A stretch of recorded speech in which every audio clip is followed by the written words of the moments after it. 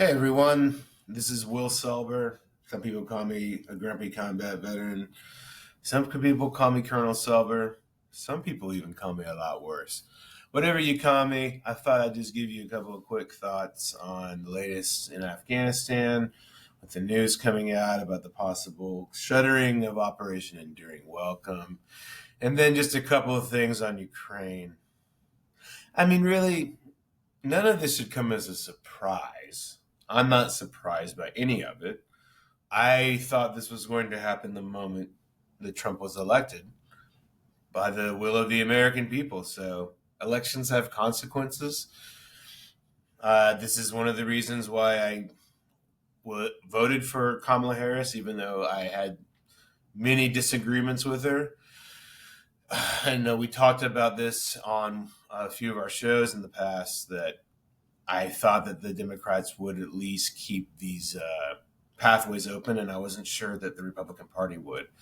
Um, Nothing has happened yet. It's, I think, about 3 o'clock on the 19th, so maybe there's been new developments and I haven't seen it, but it doesn't seem like for the Afghans who are not in the system, and I mean that by the immigration system, they don't have an SIV, chief of mission in hand, or they're not here. It looks like it's going to get very, very difficult to find legal pathways out of Afghanistan and into the United States. I think the old days are over with.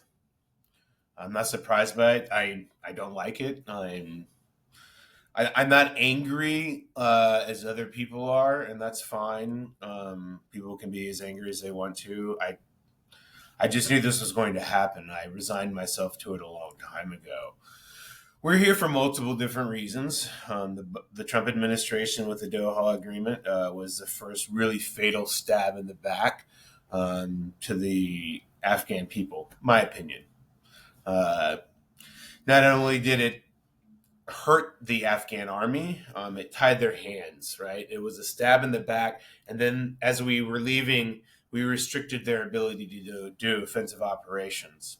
Talked to General Sami Sadat, talked to General Hibatullah Al-Azai, talked to any of the ANISOC commandos, talked to any of the Afghan Air Force pilots, and they'll tell you the same thing. So the Doha Agreement was the first fatal stab in the back, and then the Biden administration, and I was in Afghanistan during this time. The Biden administration, when they took over, they just looked at everything that the Trump administration was doing it, and they said, "We'll do more of that. Thank you. Very nice." And I was there when it happened. So look, Joe Biden had the opportunity to say, "Forget it." The Doha Agreement was not a legally binding document compared to a bilateral security agreement, and the Afghans were a non-NATO major ally. The Biden administration, because they were in love with Zalmay Khalilzad, the magic Afghan, and also because Barnett Rubin, an anti-Semite, was whispering in their ear. That's just a hunch. They decided to, get in bed with Al Qaeda and the Taliban after they stabbed our allies for the last time for the kill shot at the end, because that's what the Biden administration did. It's just not with in dispute anymore. Go read the testimony. In essence, there was a meeting at some point, and somebody said, "We're going to give you our Afghan allies as long as you can let us leave." That happened at some point. I wasn't in the room, but something like that is basically what occurred. It wasn't just a stab in the back. It was that we killed our own allies, gave them to their mortal enemies so that we could leave. I don't really like that. It fills me with a lot of shame, but that's basically what happened. And all the things that the Biden administration did afterwards, right? The Haqqani network letting him leave last summer,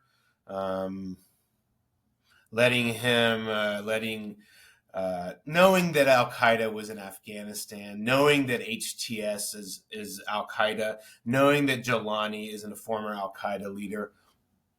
I don't know. I mean, look, when I joined up in June of 2004 to fight for this country, I never would have thought that my own president would then make shake hands with people that killed my best friend. So at this point in my life, nothing surprises me. I'm afraid. So after that, the fact that Donald Trump is going to like cut pathways to Afghans coming here, I mean, that was part of the whole thing. That's part of the pitch. The thing with Biden and why it upset me more is because he liked to present himself as just a normal American, just a guy who you could have beer with. Yeah, right. That's the thing about Joe Biden. He's a duplicitous asshole. If you voted for him, I voted for him, and I would have voted for him again over Donald Trump. That doesn't mean he's not a duplicitous asshole. People should really stop getting so, you know, been out of shape for the people that they vote for. They're just the latest hucksters that we have to figure out which one of the hucksters are the best. Don't take it personally. They're just assholes. Every single one of them. Okay? It's okay. Joe Biden is a duplicitous asshole. He stabbed our allies in the back. He shook hands with Jelani. I mean, he let Haqqani travel. This is known. I don't know what to tell you people. This is it. I don't know. And so, now with Trump doing this, I'm just not surprised anymore. I've become disillusioned by by this country a long time ago.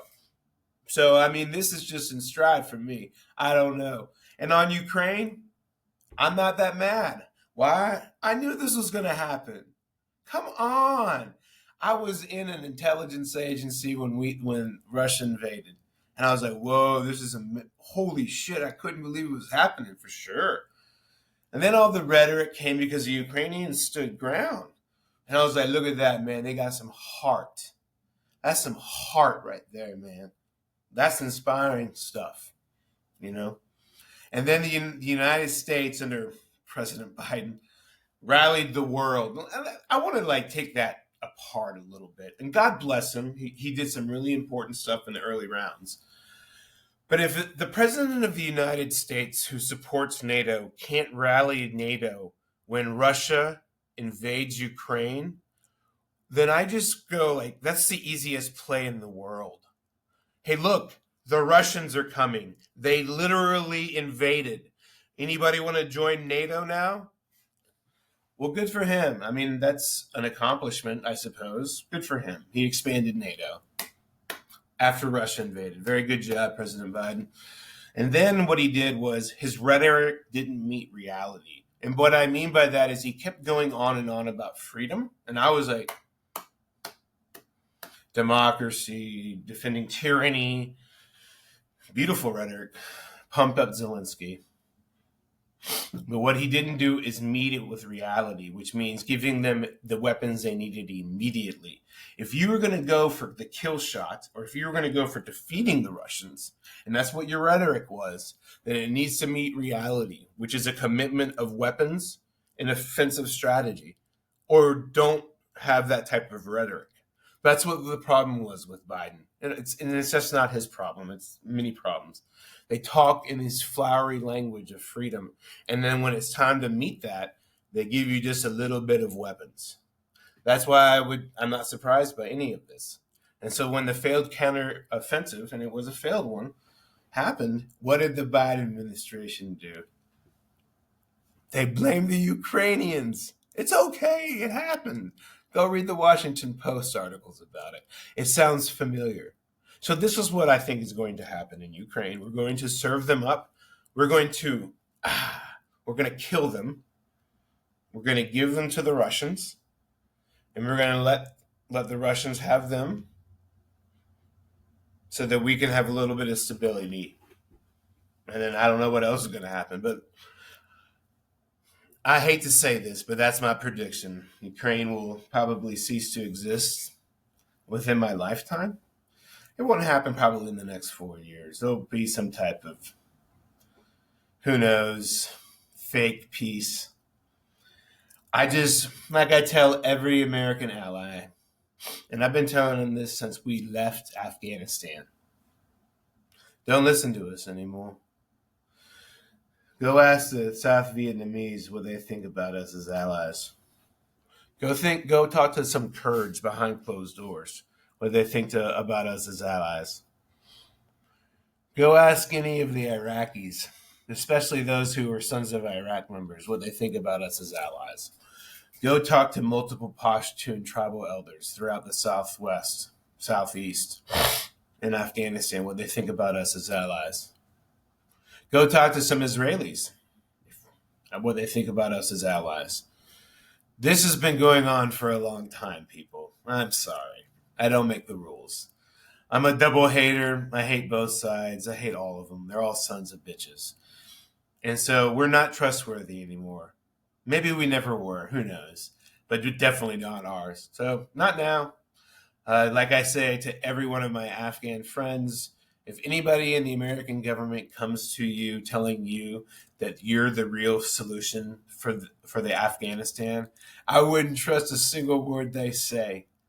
Don't ever trust anything we say again.